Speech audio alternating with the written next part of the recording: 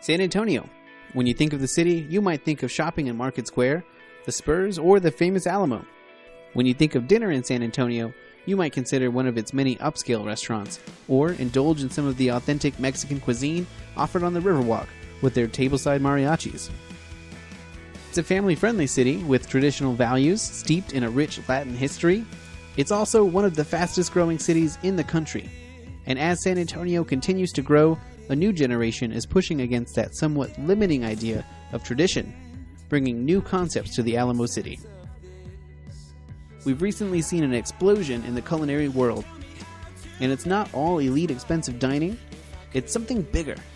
A groundswell of culture and attitude. Food trucks, changing both the physical and culinary landscape of San Antonio. This new wave is using social media, creativity, and awareness to take food trucks to a whole new level. In a land of crisscrossing highways where long trips across the city are not uncommon, it's not surprising that the Alamo City would be the perfect home for mobile restaurants. MobileCuisine.com even named the city the #1 best place to open a food truck in 2014.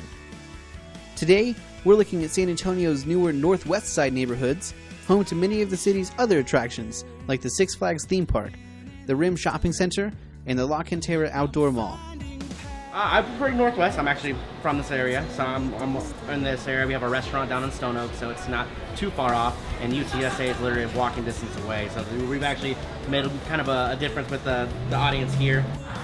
We wanted to add something to this side of town out in the burbs where the northwest part of town. A lot of times it's neglected, so that's why we're out here. Do you ever go downtown? Downtown, not so much. It's kind of a different vibe down there, at least in terms of food trucks. We call them the food truck mafia. What do you call the food truck mafia? Just pretty much just how they run things. Up here in the northwest side of town, it's a lot more leniency, a lot more, there's not as many rules, and we can sit down and actually be open for business and not have to worry about other competitors here. Downtown as well, I already had a bunch of trucks popping off. It already had bars going. And, you know, people out here, they got kids, they got families, or maybe they're going to UTSA, or they like these little dive bars like Hills and Dales. They deserve it too, you know?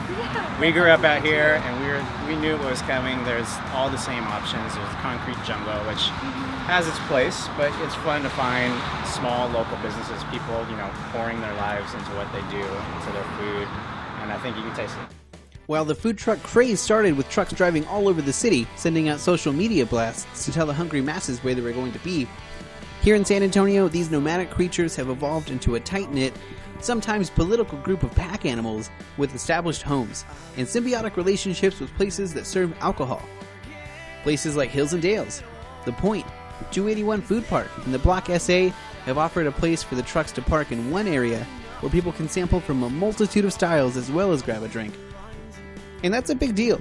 You see, without a permanent address, a business can't even apply for a license to sell alcohol.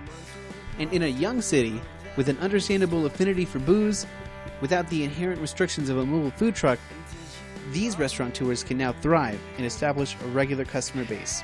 The crowd we get here is pretty steady, and, you know, I can't really argue with it. We get to leave to do our special events, but we get to come back. You know, we have a home to go back. Biggest surprise, I mean, we parked ourselves across from Hills and Dales for a reason, to be across from the bar because people drinking and eat. But the biggest surprise was just the community, the neighborhood behind us. They all rallied behind us, you know, when we were nothing. When we were just a big black box chunking out my mom's food and trying not to screw up. So.